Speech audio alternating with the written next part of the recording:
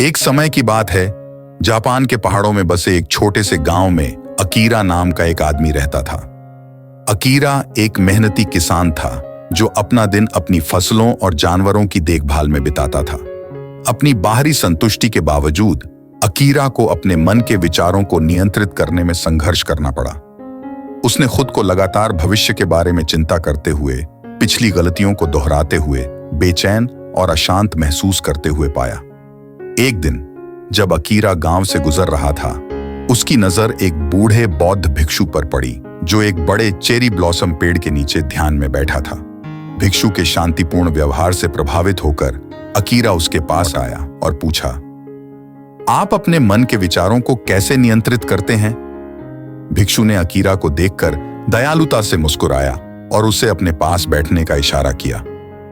भिक्षु ने कहा, अपने मन के विचारों को नियंत्रित करने के लिए आपको पहले बिना किसी निर्णय के उनका निरीक्षण करना सीखना होगा। जैसे आप आकाश में बादलों को आते जाते देखते हैं, वैसे ही अपने विचारों को भी आते जाते देखें। उन्हें नदी की तरह बहने दें, उनकी धाराओं में फंसे बिना। अकीरा ने साधु की बात समझकर सिर हिलाया। लेकिन मैं अपने मन को भटकने और नकारात्मकता से ग्रस्त होने से कैसे रोकूं? उसने पूछा। भिक्षु ने अपनी आंखें बंद कर लीं और गहरी सांस ली। उन्होंने उत्तर दिया, सचेतनता का अभ्यास करें और वर्तमान क्षण के बारे में जागरूकता पैदा करें। अपनी सांसों, अपने शरीर की संवेदनाओं या अपने आसपास की प्रकृति की आवाजों पर ध्यान केंद्रित करें। आप खुद को वर्तमान में स्थिर कर सकते हैं और अपने दिमाग को अतीत या भविष्य में जाने से रोक सकते हैं। भिक्षु के शब्दों से प्रेरित होकर अकीरा ने आत्म खोज और आंतरिक शांति की यात्रा शुरू करने का फैसला किया।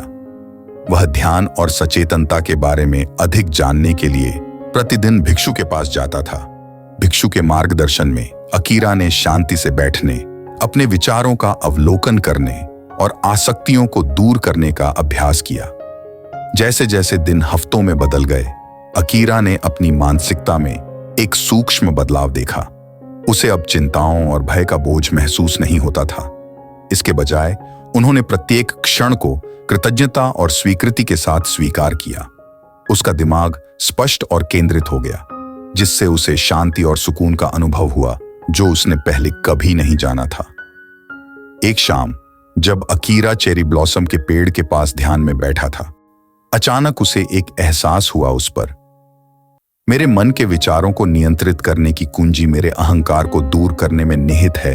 वर्तमान क्षण के प्रति समर्पण करते हुए उसने खुद से फुसफुसाया। प्रबुद्ध और प्रेरित महसूस करते हुए अकीरा ने साधु को उसकी बुद्धिमत्ता के लिए धन्यवाद दिया और उसे विदा किया। वह उद्देश्य और स्पष्टता की एक नई भावना के साथ अपने खेत में लौट आया। प्रत्येक बीतते दिन के साथ अकीरा ने ध्यान और सचेतनता का अभ्यास करना जारी रखा, अपने आंतरिक स्व और अपने आसपास की दुनिया के साथ गहरा संबंध विकसित किया।